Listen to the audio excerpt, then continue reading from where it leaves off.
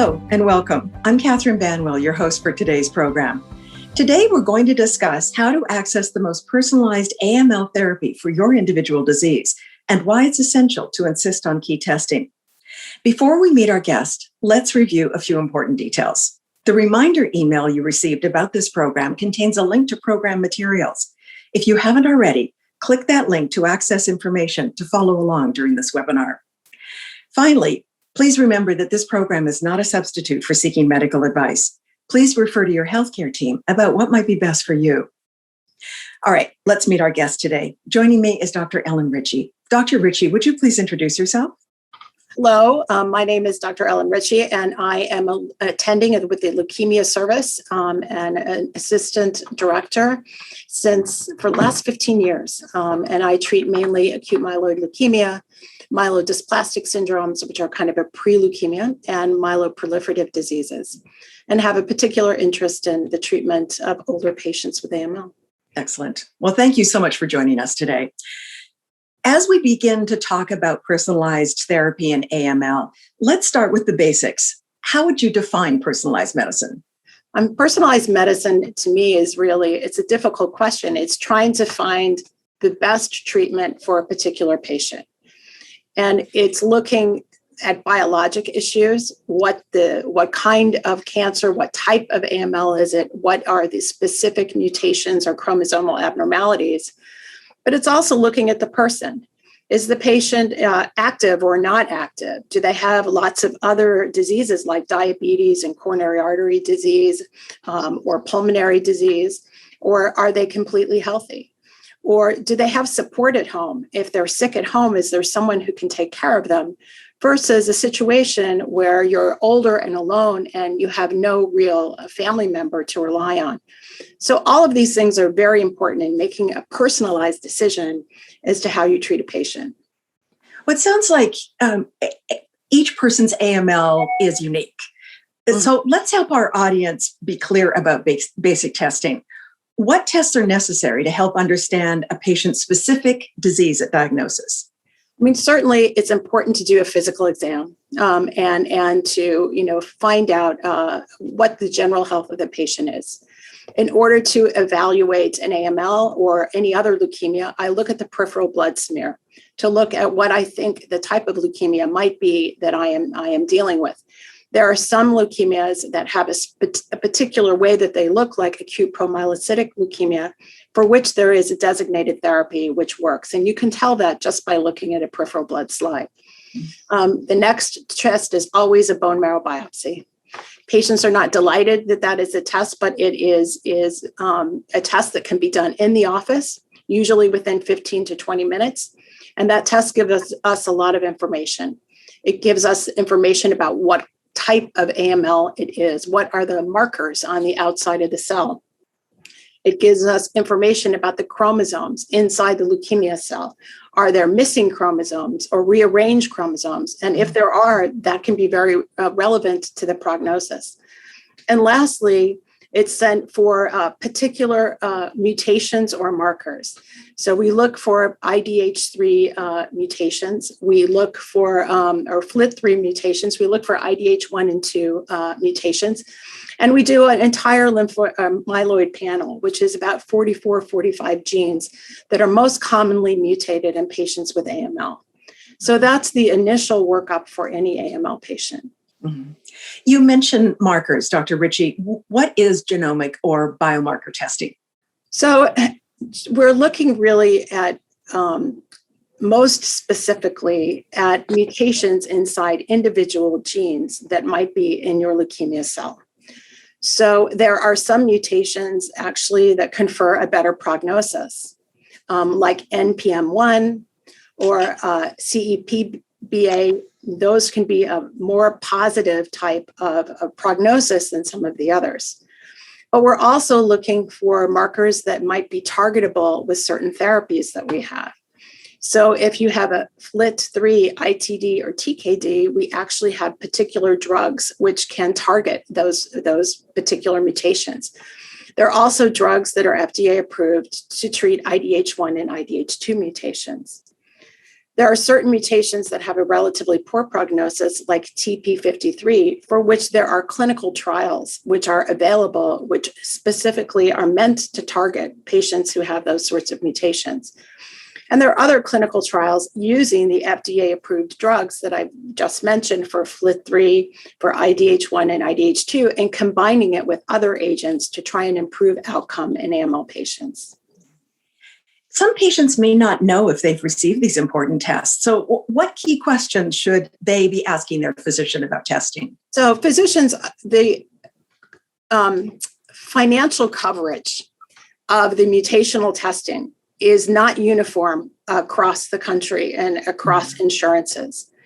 So that Medicare and the different Medicare insurances and some of the private insurances all vary in their coverage. So in my clinic, I prefer the tests that we do in-house at Cornell, but it's important that I ask, what will their insurance cover, and make sure that I send the appropriate testing that will be covered by insurance. There are some insurances that will not cover this type of testing. So it is a real question for the patient when you go to see the doctor to say, are you going to do mutational NGS testing? And will my insurance cover this? Hopefully if Medicare adopts the coverage of these types of mutational testing, it's often true that private insurance will eventually pick this up. But it's a murky field, and it's really important to talk to your doctor about this. The cost of the bone marrow biopsy and the chromosomal evaluation is nearly always covered by insurance. Okay, that's really great advice. Thank you. How do the results of these tests affect prognosis and treatment? Well, when a patient has AML, if they are a fit patient, if it will help us determine after initial induction whether to cure the patient, we need to do a bone marrow transplant, or we can just continue with chemotherapy. And those are really important things to determine. So if you have a good prognosis AML, if you have an AML that has certain translocations like inversion 16 or H21, or if you have a CEPBA mutation, or you have an NPM1 mutation, and that's all you have, you may do particularly well with chemotherapy treatment alone, and you won't need to have a bone marrow transplant. If you have certain other mutations, we know that the only way that we're going to cure you is with a bone marrow transplant. And if you are fit, when we finish induction, or even as we're doing induction, we're preparing you for a bone marrow transplant down the line. Right. One disadvantage, just to mention about the molecular testing, is it doesn't come back as quickly as some of the other testing. So that you will have already started induction chemotherapy, most generally, before the mutational testing comes back, which can be anywhere, depending upon the institution, between 7 and 21 days. So it takes time for those results to be available. Outside of test results, Dr. Ritchie, what other factors should be considered when choosing treatment? So you want to choose whether a patient is most likely to benefit from intense induction chemotherapy with strong chemotherapies, where the backbone of those therapies would be an anthracycline like daunorubicin or cytarabine, or daunorubicin or idarubicin, together with cytarabine. And these are intensive chemotherapies versus non-intensive chemotherapy, which is able to be done as an outpatient more frequently. And it is something that is gentler for a patient. They're less likely to have severe toxicity. And the backbone of those regimens is using a drug called azacitidine or decitabine, together with a second drug called venetoclax. So these are the two backbones. There may be clinical trials, or there may be targetable aspects of your leukemia, which drugs would be added to either of those backbones. But those are the two backbones. And I also like to identify those patients that may not benefit from chemotherapy at all. And so it's very important, I think, to really get to know your patient. And I spend time with my patient, particularly on the first visit, to understand not only their physical health, but their mental health. How good is their cognition? What is their mood? Are they depressed? Or are they happy people? And what is their circumstance? Do they have people to support them? Do they live close to family? Is a caregiver able to come with an elderly patient, for example, to visits? Those, and whether or not they're living alone and need tremendous support. So that's really important to determine and helps me to choose what the best therapy might be. And also concurrently, what I can do to shore up the patient to do better with whatever therapy that I'm giving them. I.e., if you're depressed, let's work on that. Or if your blood pressure is too high, or if you your diabetes is out of control at the same time that I'm seeing you, to try and fix those particular problems. Yeah. In older patients, I often do a sort of a miniature version of the geriatric assessment. And in trials that have been done so far, the most important aspects of the geriatric assessment are really, what is your cognitive function? Do you have a mild dementia or do you not have a mild dementia? Because dementia may be, or mild dementia may be associated with poorer outcome. The other is, are you able to do what we call the incidental tasks of daily life? So the fundamental tasks are really brushing your teeth and combing your hair and dressing yourself. But are you able to do your cooking and your shopping and your banking and those things? Patients who have trouble doing their cooking and shopping and banking and those types of activities, that also has been associated with a poor overall survival in AML. So it's really important to determine all of those aspects. And if there are any deficiencies, to really know that the only therapeutic choice for that particular patient would be a low intensity therapy. Yeah. You touched upon this earlier, but what targeted therapies or treatments are available for AML patients? So there have been many recent FDA approvals of drugs that are targeted. One is the FLT3 inhibitors, and the two that are available are midostaurin, which is most commonly it was the first drug that was really added to intensive chemotherapy. And clinical trials showed that in those FLT3 positive population, that patients had an overall better outcome if midostaurin were added to intensive chemotherapy. There's also a drug called gilteritinib, and this drug is also a FLT3 inhibitor that was tested in patients who had refractory leukemia. They could either get real chemotherapy regimen or they could get gilteritinib. And it turns out in the FLT3 positive patients, the gilteritinib was superior to this strong chemotherapy. So that's been approved for patients who have refractory or disease that didn't really respond to initial therapy, that is FLT3 positive. Then there's the IDH1 and IDH2 inhibitors that have also been approved, and a small proportion of AML patients will be positive for IDH1 or IDH2 mutations. The IDH1 inhibitor, ivosidenib, is available and can be used to treat patients if you know upfront they have an IDH1 inhibitor. So that's a regimen where the single agent can be used to treat an IDH1 mutated patient who's newly diagnosed. Those patients are also eligible for many clinical trials now, where they're combining that particular drug with other agents in an effort to improve outcome. For IDH2 positive patients, there's a drug called enasidenib, and this drug is used mainly in patients in the second line setting, but it specifically targets IDH2. And patients go into remission sometimes for a prolonged period of time. So these drugs are FDA approved, and they're treating targetable mutations. TP53 mutations are a particularly bothersome mutation because it confers a poor outcome. And I'm happy to say that we have clinical trials now that are available that actually target TP53 mutations. There is therapy available for that type of mutation that was not available before through the clinical trials.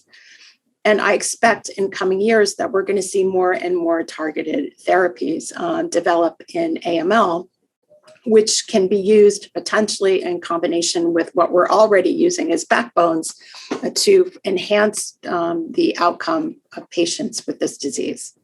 Well, how do targeted therapies work?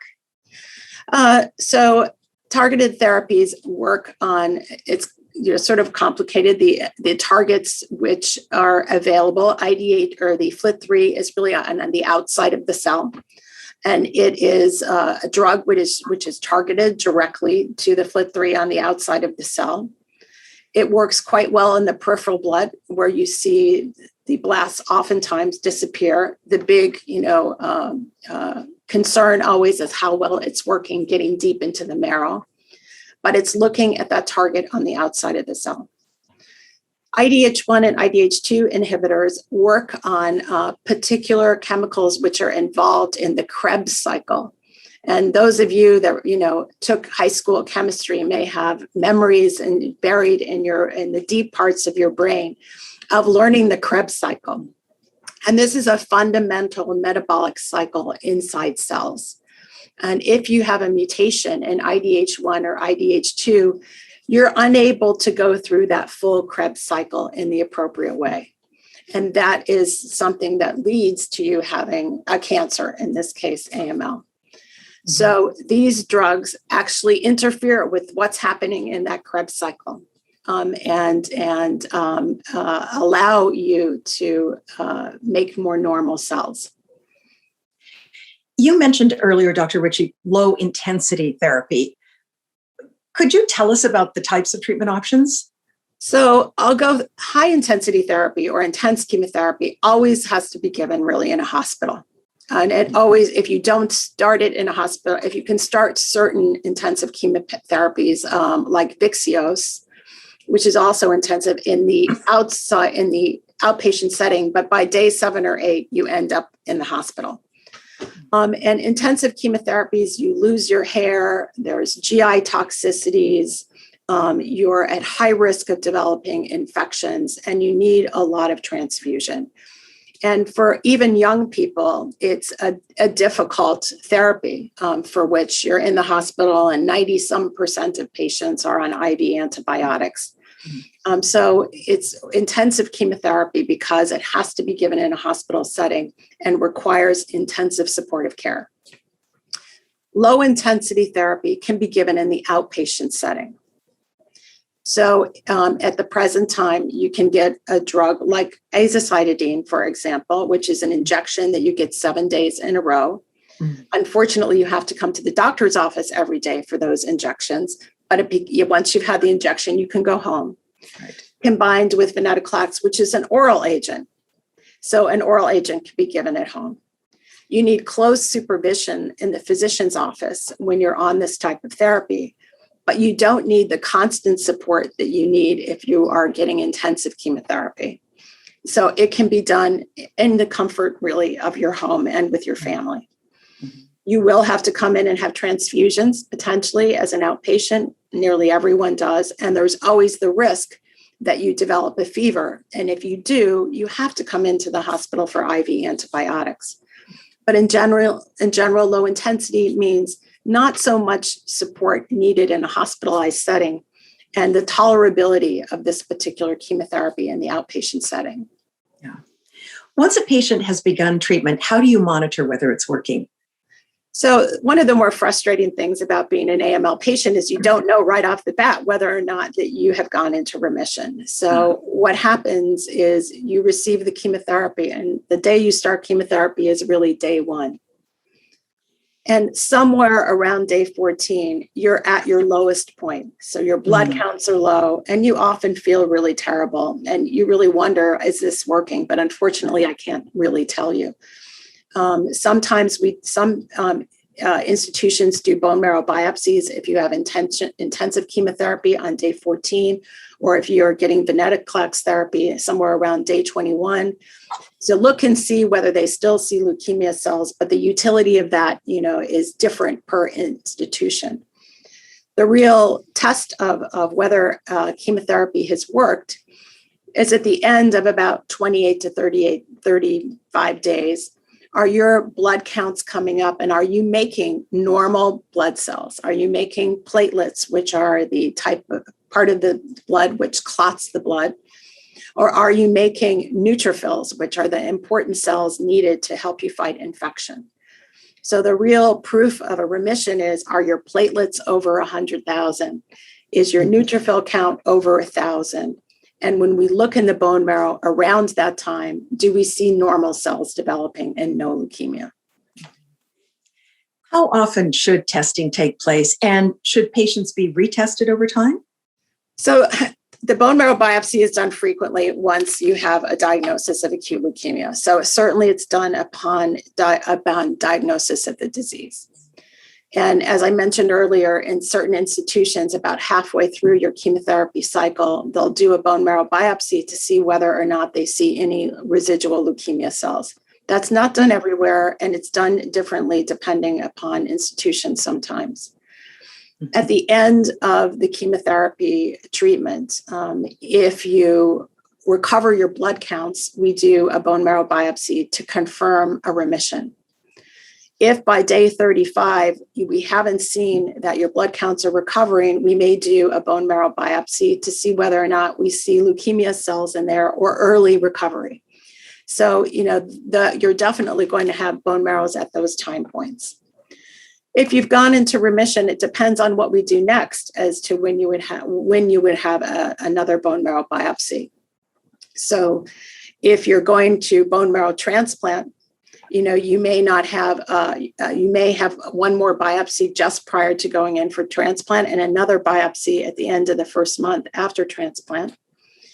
If you're going to have what we call ongoing therapy, roughly every 3 or 4 months, we may do a bone marrow biopsy to determine whether or not the remission is holding. If during the ongoing therapy, we see that there's blood count abnormalities that we weren't expecting, that might be a reason that we would do a bone marrow biopsy. And that's unpredictable as to when that would be. Yeah. Dr. Ritchie, what advice do you have for patients to help them feel more confident in speaking up and advocating, being a partner in their care? Well, you really, when you choose a leukemia doctor, you need to choose someone that you can actually communicate with.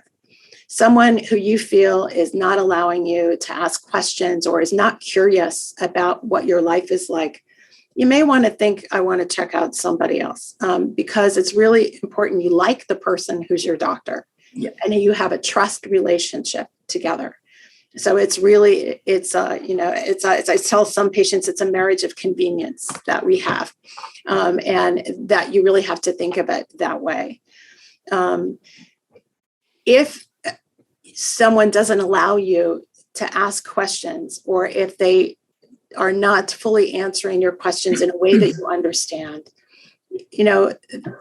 try and speak up for yourself and make sure that the doctor tries to address that. And if the doctor won't address those things for you, or you feel like you don't understand what is being explained to you, then you can think about trying to see someone else. Yeah. I think it's really important, if you can, to write down as many questions as you have about your disease before you come in. Because often what happens is you get there, you're stunned by the amount of information, and the questions you wanted to ask, you forget. And, the next day you're like, I didn't ask these questions. So before you come in, if you write questions about insurance coverage that may not be something that we go over, or questions about toxicities, or questions if I'm going to lose my hair, do you have the name of a wig facility? All these questions that you might have, put them on a piece of paper so that they can be addressed when you're with the doctor. And other things will come up. You'll have other questions when you're there, but make sure your fundamental questions are answered. Yeah. Those are great suggestions. We have a couple of audience questions. Mike wants to know, what does it mean to have high-risk AML?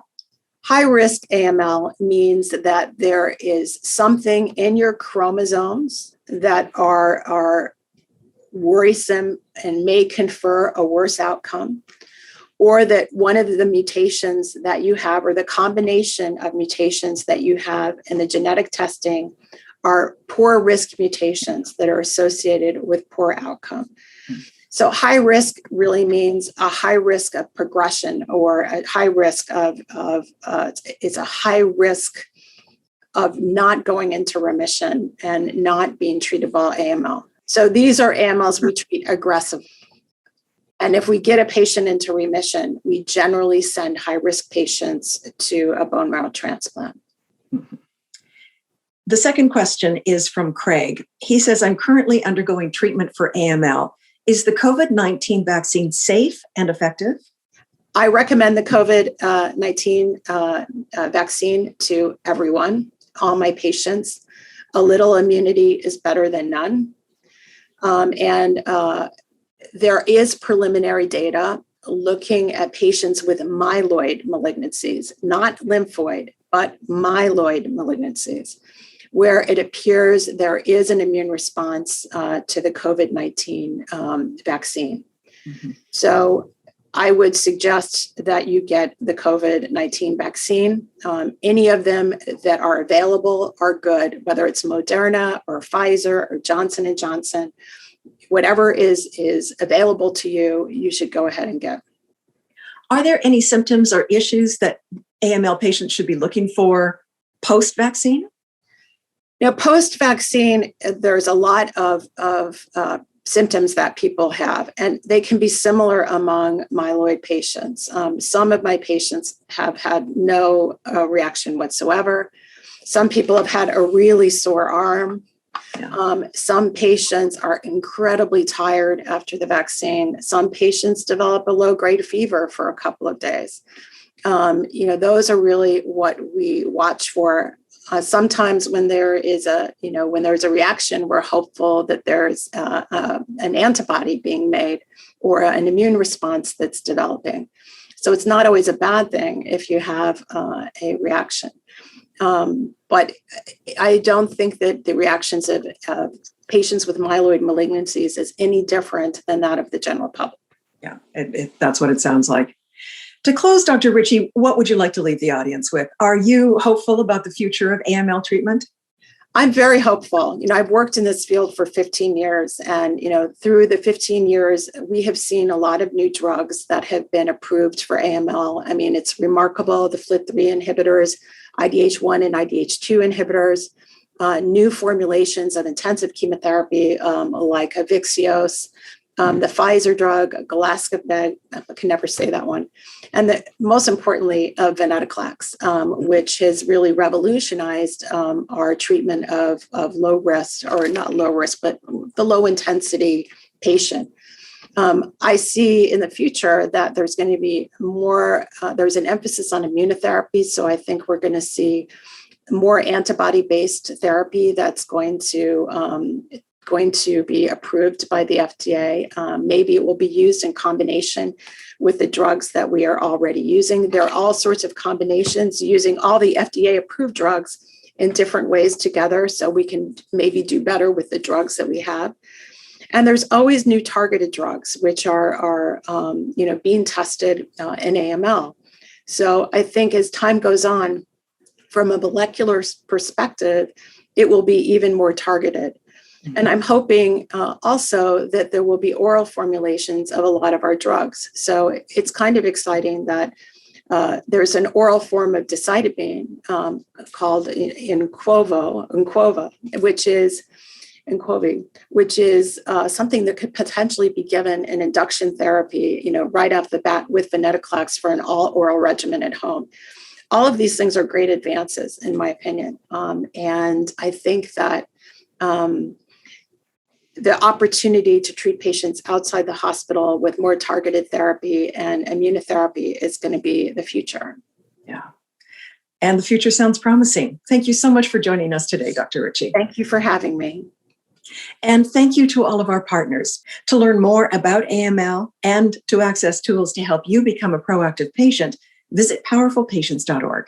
I'm Catherine Banwell. Thanks for joining us.